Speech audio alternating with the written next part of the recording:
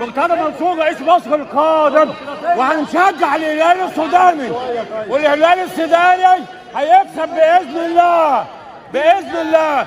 ما عندناش حد حراميه ساعات، ما عندناش حد سرق الاهرام.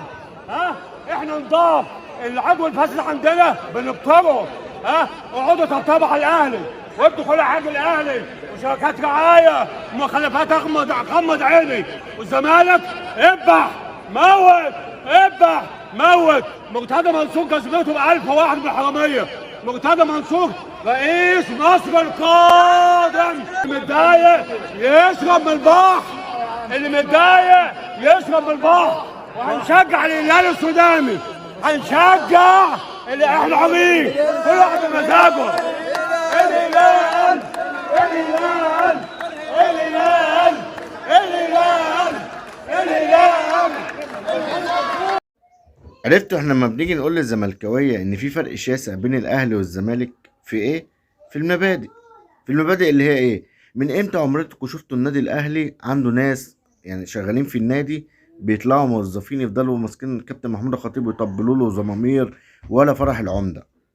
امتى عمركم شفتوا حد يطلع يعمل فيديو من جوه مقر النادي من الصاله بتاعت النادي، يعمل فيديو عشان بيتكلم عن النادي الاهلي؟ نفس الكلام اللي بيقوله مرتضى بيرددوا الراجل اللي هو الغلبان البسيط. انت اكيد متوجه بكام؟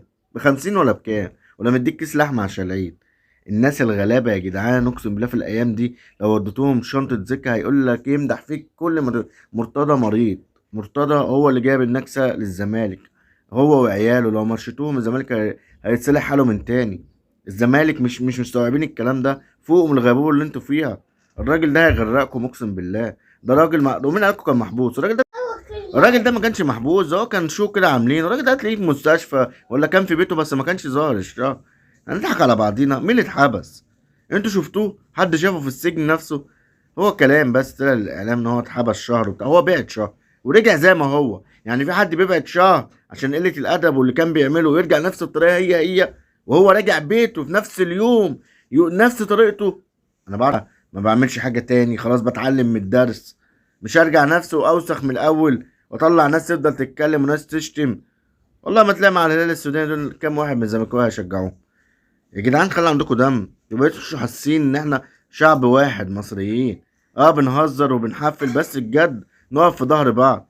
طلع تقول الهلال الهلال؟ يا ناس يا بارده اللي ما عندكوش دم، يا حصلت المجموعه، يا حصلت افريقيا كل سنه، اللي ما عندكوش دم ولا كرامه. وان شاء الله هنكسب غصب عن اي حد. هلال مين والناس نايمين؟ الاهلي فوق الجميع احسن نادي في افريقيا. مين اللي طالعين فرقه من عند الهلال شمتانين يقول لك الزمالك اقوى فريق في افريقيا؟ بأمارة ايه؟ حصاله كل سنه؟ بأمارة ايه اصلا اقوى فريق في افريقيا ده بأمارة ايه؟ عشان احنا مش يمكن احنا مش مستوعبين، احنا في عالم وانتوا في عالم تاني. النادي الاهلي بتاريخه ببطولاته، وان شاء الله الجمهور اللي راح النهارده من كل محافظاته تعب ان شاء الله مش هيرجعوا غير هم فرحانين. والهلال ده هنخليه عبره لاي حد يفكر بس يجي على الاهلي او يفكر بس يجيب ست الاهلي بحرف. ان شاء الله هنكسب النهارده.